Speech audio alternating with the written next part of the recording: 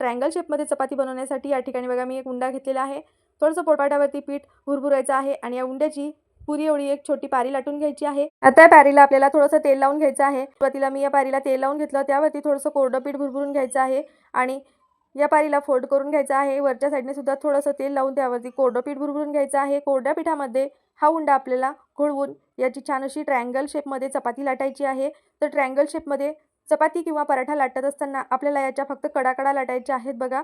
जो शेप आहे तो आपल्याला चेंज करायचा नाही आहे। तर व्हिडिओमध्ये दाखवल्याप्रमाणे आपल्याला याची छान अशी चपाती किंवा प्लेन पराठा सुद्धा आपण याला म्हणू शकतो तर लाटून घ्यायचा आहे।